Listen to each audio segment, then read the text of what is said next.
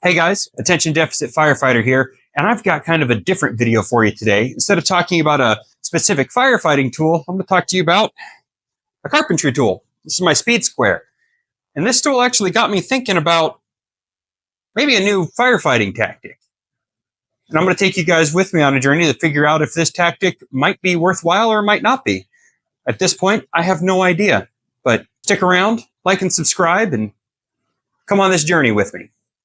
So I got to thinking while I was working on some projects the other day that this is actually a pretty decent size to try to pass either an 1 3/4 or a 2.5 inch hand line through if this was a hole in a wall. Or in my mind, a hole in the corner of a door.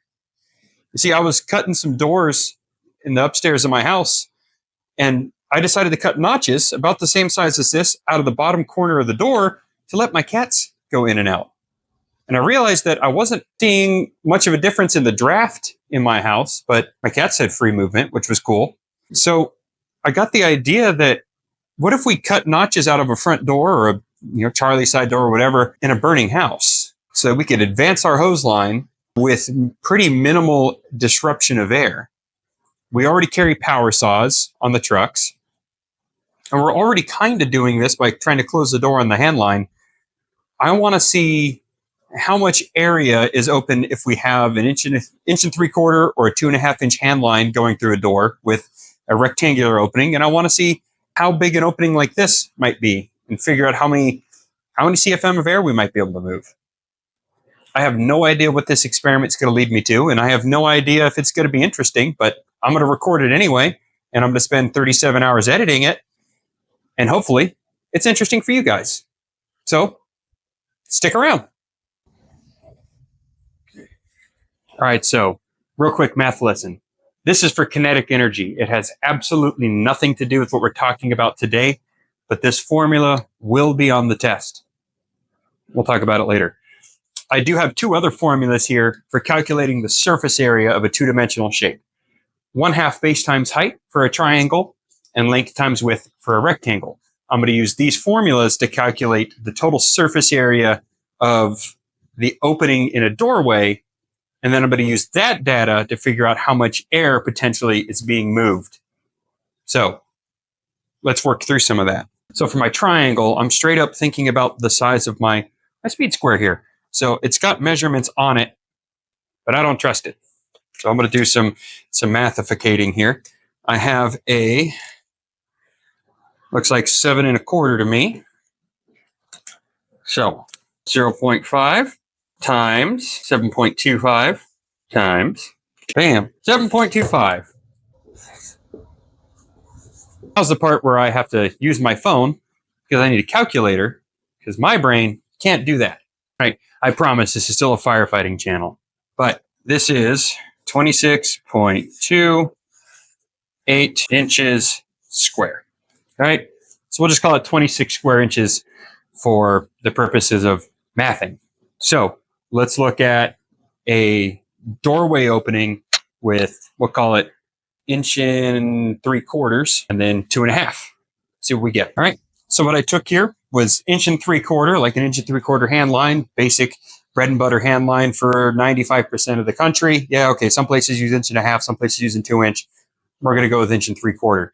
All right. Times 80 inches. That's the standard height of a door in North America.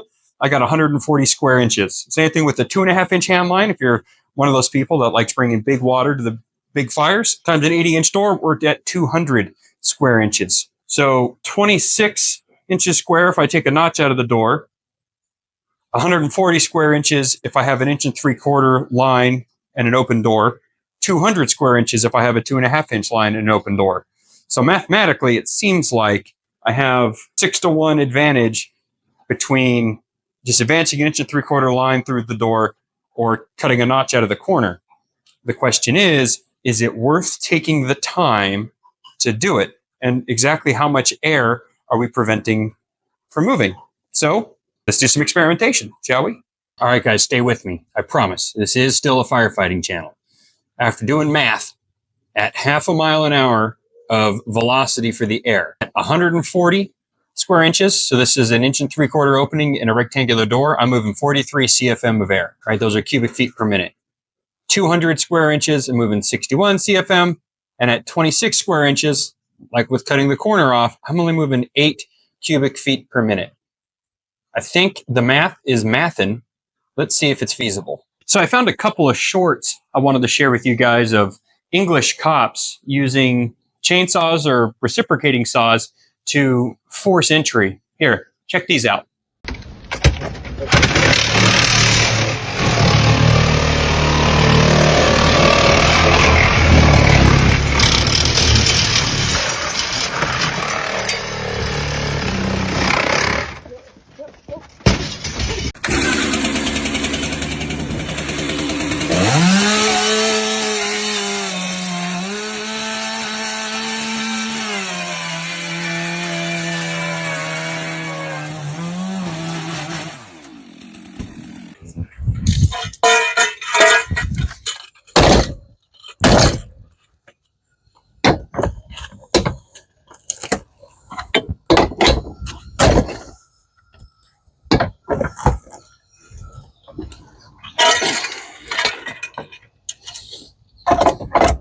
The storage, so I'm going to do a cold start. Got the choke on. 2, 3, 4, 5, 6 pumps.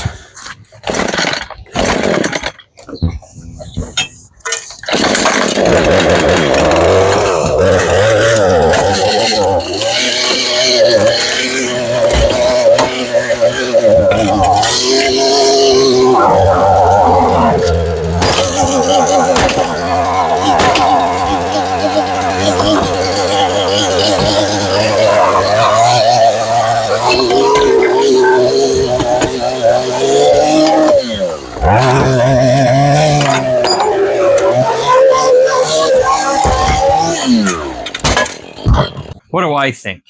I think that using a reciprocating saw or a chainsaw for forcible entry has some merit. I think that you need to be cautious of over-penetrating the door because so many victims are found within a couple of feet of the door, and I really don't want to be the guy who accidentally cut someone in half with a chainsaw doing forcible entry. I also think that maybe gas-powered saws aren't necessarily the way to go. It did take me a second to get my gas saw started from a cold start. If I had been using an electric saw, it would have been as simple as hit a button, pull the trigger, and we would have been off to the races.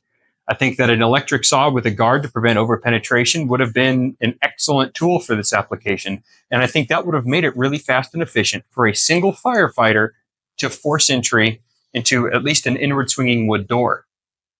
I think that things that make it easier for individual firefighters to accomplish tasks don't make you a lazy firefighter. It makes you realistic. If I have to fight an entire fire with 4 people, the things that I can do to make my life easier and keep more of my energy so that I can expend it where it matters are things worth looking at, I think. As far as cutting a notch in the bottom of the door, I think that's a no-brainer. It took almost no time. And if your door control guy is already going to be there, when he's done feeding hose, he can cut a quick notch, close the door. And then you've already got a saw by the front door for any other purpose you can come up with. Rich should probably have a saw for converting windows into doors. I've used saws multiple times doing overhaul. You never know where you need to cut an extra hole somewhere. I think it's probably a good practice to get into. But what do you think? Post in my comments about what your thoughts are on forcible entry with a chainsaw, about cutting notches. Personally, I think I'm going to have to do a little more research on this. I'm going to have to experiment some more and find out what actually works. But so far, I think as a proof of concept, I think this might be a viable, real tactic that we owe it to ourselves to look at. In any case, thank you all for watching. You stay safe out there.